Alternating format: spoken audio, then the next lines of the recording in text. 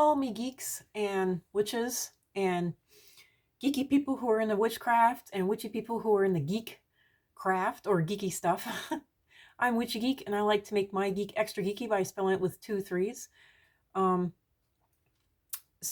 okay, this video goes right along with the other video like this, where basically I was talking about, and I was dressed up the same way, pretty much, except I didn't have the lipstick and the earrings and the jewelry, didn't have the necklace, I didn't have the jewelry around. But I was dressed up pretty much like this, and I wanted to get into something which actually goes along with another video that I made called Spiritual DNA.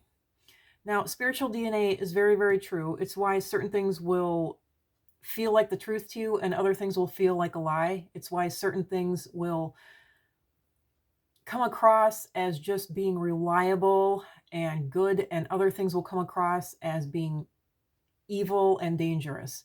That all comes down to spiritual DNA. And what one person considers good, another person considers evil. Spiritual DNA is very much like physical DNA in that, one person's poison is another person's salvation. If you were to give someone like me penicillin, I would die. But literally, my dad, who is my biological dad, I'm literally biologically half of his DNA. You could give him penicillin and it would save his life. And actually, he has taken penicillin quite a lot in his life, and it has just absolutely instantly cured whatever. Just on the first pill, it's cured whatever was bothering him. He had strep at one time, and he said he was shocked at how quickly he got over it because of it. Because of that one pill. He had to take the full 7-day long regimen. I think it was 10 days long back at the time. It was in the 1980s, but he still just is kind of surprised by that. So spiritual DNA works pretty much the same way. It's why certain people will be drawn to certain religions and other people will be off put by certain religions. They won't want to get anywhere near it. It's because of spiritual DNA. I also believe that part of that spiritual DNA has to do with what previous lives you have lived and what you have experienced in those lives. So there you go. So spiritual DNA also goes down to the actual cellular level, meaning that, and what I mean by that is, and by the way, I hope, I'm messing with tape and whatnot here on the desk. I hope that you can hear me. I'm recording this on a totally different phone. It is a Samsung, A51 or whatever, but it's in its phone case, and it's actually my phone, and it's been flunking out a little bit. So I hope that you can hear me. I haven't got any background noise at all, except for the little waving cat in the background, which is squeaking, and maybe some traffic driving by out front. So I hope that you can hear me. I'm speaking as loud as I can possibly manage at the moment. So I hope that you can definitely hear me. So spiritual DNA, this also pertains to whether or not, I don't know how to describe it, how to put this one into words. I know that part of the problem I'm having is because I'm Asperger's, but thankfully I am very book smart, book intelligent. So let me try to figure this out. There is spiritual DNA that causes you to be more of a positive person, that causes you to be more see the glass as half full, to see the world as more kind. And then there's spiritual DNA that causes you to be a more pessimistic or negative person, see the world as more evil, see the world as more dangerous, or just in a negative light, see the world as more as basically psychopathic, that everything is a give and exchange, that there is no such thing as love or kindness, while those who are more of a happy or positive, if they've been calling it spiritual DNA, they'll see the world as, not as an exchange. They'll see the world as made out of love and kindness, and then there's the absence of it, but it won't be. Some of these people are really outliers in that they really can't see evilness. It's like they can't see or feel negativity. My mom is one of those people. I don't know what to do with those people. You try to wake them up and they refuse to be woken up. So when it comes to the spiritual DNA, what good is it? At least this type of spiritual DNA. Well, I read part of this in a book, and obviously I'm summing it up in my own words. Basically, this is the best way that I can describe it and tell it what it is.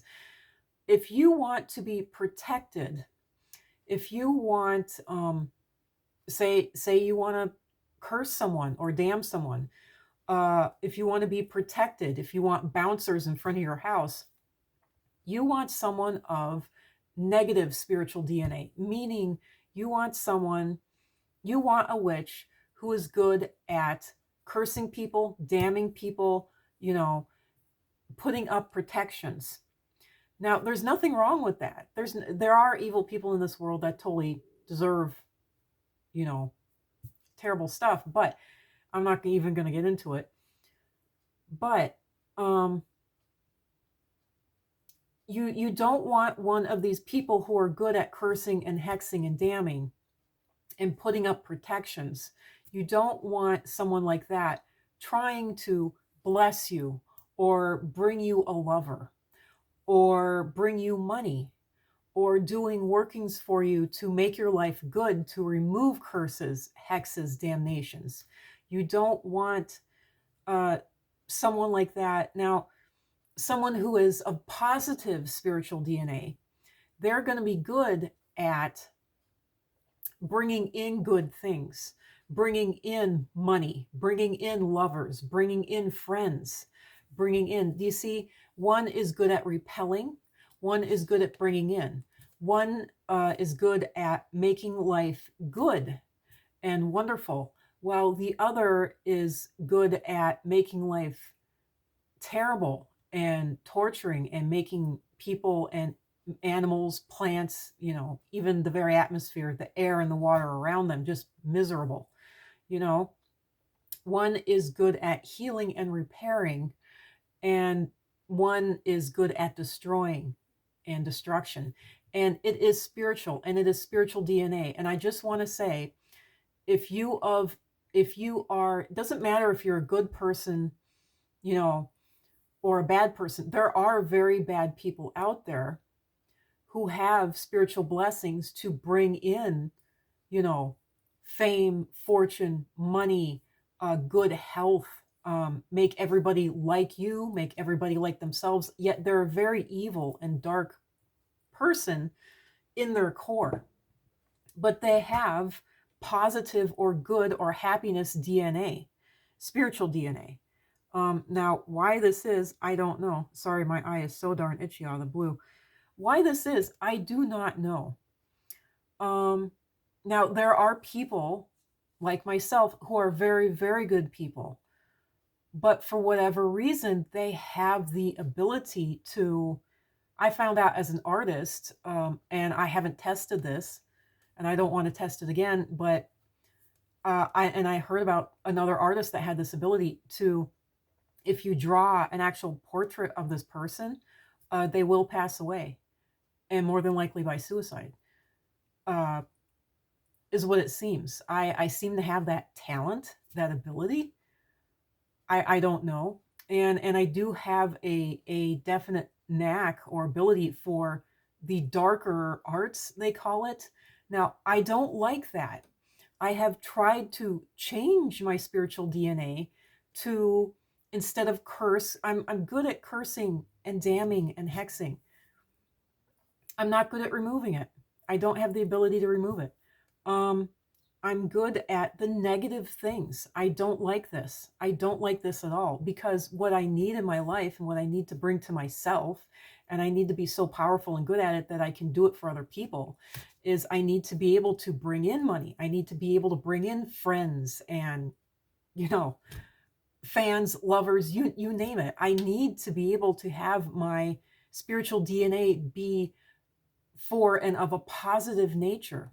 But it is not that.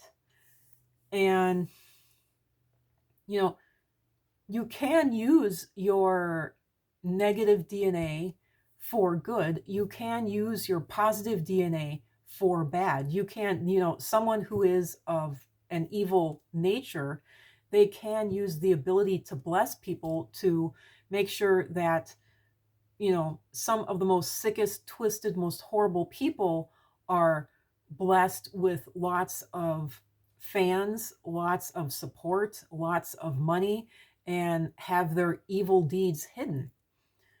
Someone who has negative spiritual DNA, positive spiritual DNA, but they're an evil person, they have the ability to bring in and do very good things for very bad people. And, if you are a good person who has very negative or evil spiritual DNA, I don't know, dark spiritual DNA, you have the ability to use that for good. You can curse and damn and hex and spiritually kill, kill through spiritual means, what have you. Very evil and twisted and horrible people that shouldn't be around, and things and political parties and everything that shouldn't be around, that shouldn't exist. You do have the ability to do that, and you can use your evilness for good. So just because you have evil spiritual DNA, just because you have good spiritual DNA, doesn't mean you have to use it in, for evilness or for goodness. You can use it however you want to, but I have learned that you cannot get away from it. You cannot change your, abilities to curse and damn and hex into abilities to bless and heal and bring in good things. I have tried that very, very hard, and it doesn't work. And I have gone to other witches, and I have found out, I really shouldn't name names, so I won't, but I have bought from certain witches, and one is very good at cursing. She even, says on her website, I can turn people's life to absolute shit. She has people thanking her for absolutely annihilating these people in her life, in their lives, who bought from her. They bought whole workings. They didn't just buy a candle, and then there are people who actually just buy the candles or the powders and the oils. And this witch is good at what she does. She's good at protection. She's good at getting rid of that which is bothering you. She is excellent for putting up spiritual bouncers.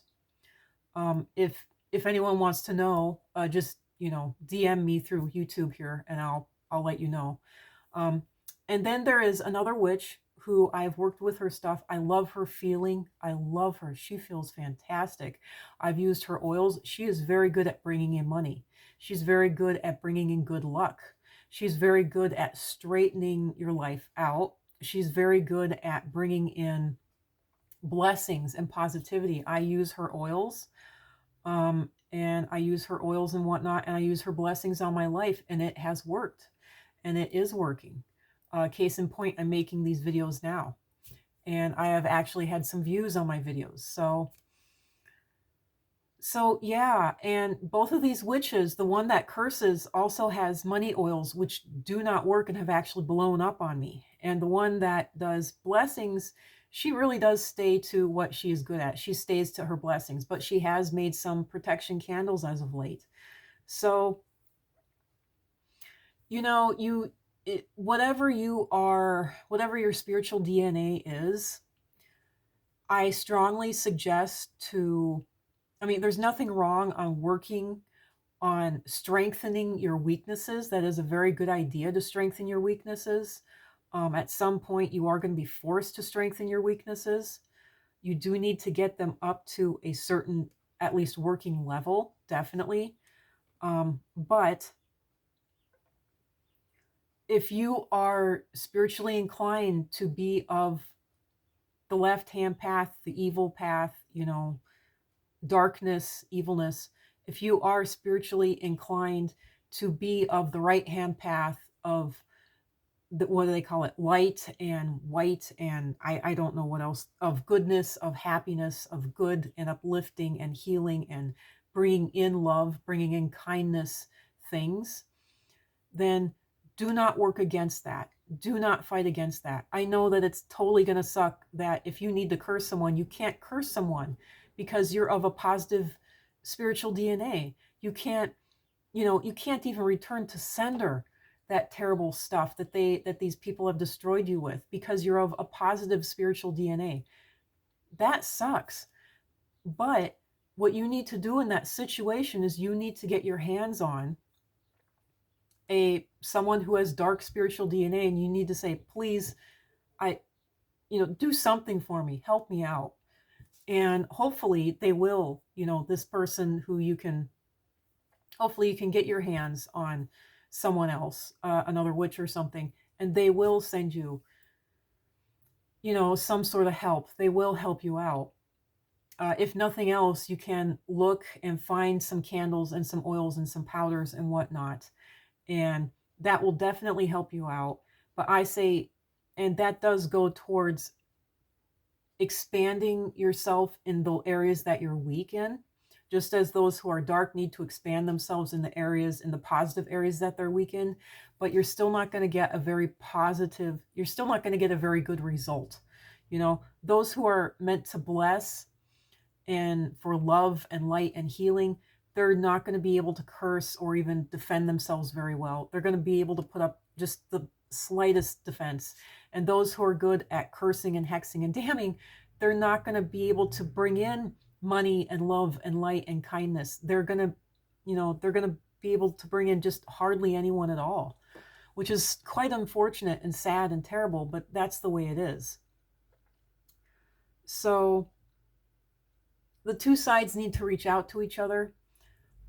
And so don't look down on anyone. Don't insult anyone. Don't say that their stuff is a pile of crap, because it's not. More than likely, they're just not good at cursing, hexing, and damning. They're not good at defense. Or they're just not good at blessing and love and light and bringing in money and fans and lovers and whatnot. They're just not good at that because they're better at the cursing, or the love and light is just not good at defenses and cursing because they're of love and light. Everyone was built and born with spiritual DNA, and you need to work towards it, not against it. You need to strengthen it, not weaken it, because working against that can weaken it. And you can, if you are powerful enough, you can cancel yourself out so that you're neutral. And you don't want to do that, because you do want to at least, if you're in a very bad situation, and if you're in a horrifically abusive situation, like maybe you were kidnapped and being raped, you want to bring in salvation. You can't curse them. You can't stop them even. You can't protect yourself, but you can at least bring in an actual physical hero to save you. You can channel and pull in a hero to save you if you are of positive spiritual DNA. Now, if you're going through that same situation and you are of darkness and evilness, you can put up protections and you can have your attackers killed. You're not saved from the situation. At best, you'll be left out in the wilderness, out in the middle of nowhere, and now you got to get yourself out of this. And the only thing you can do is kill off your attackers and protect yourself, and then hopefully, if you're well off enough, crawl away from the mess. That isn't a savior. That isn't being plucked out of that situation. That isn't given the water to save you from dehydration, but at least you can crawl to a well to get yourself some water. But then because you're of darkness, let's hope that that water isn't poisoned.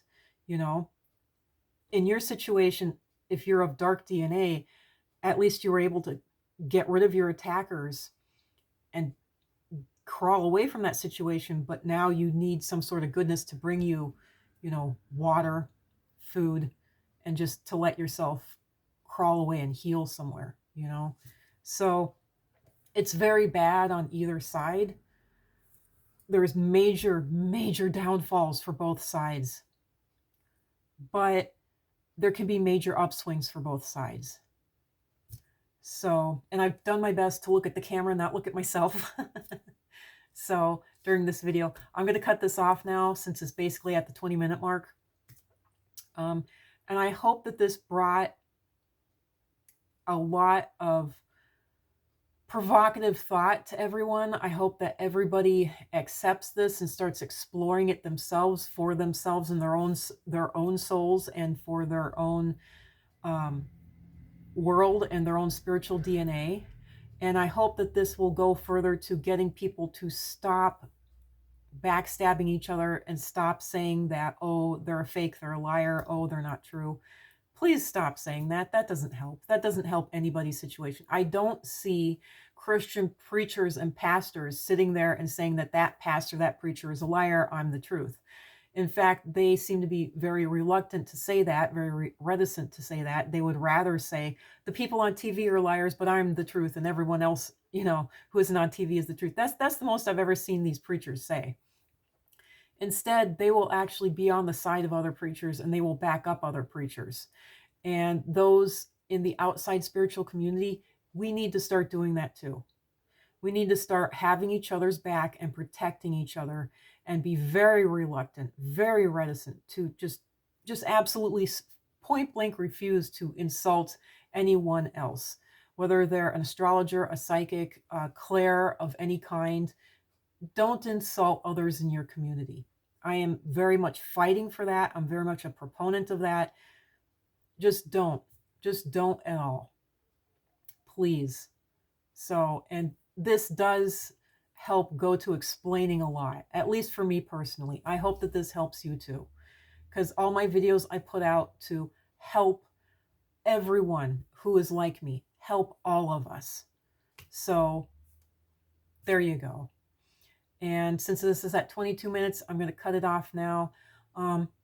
If I have anything else to say, I'll say it in another video. So please, please, please take this, and I hope it blesses you. I hope you spread it widely, and please take this idea and spread it to others, because this is very much the truth. This is the real deal, and this is what I've learned. So there you go, and I hope it helps you out.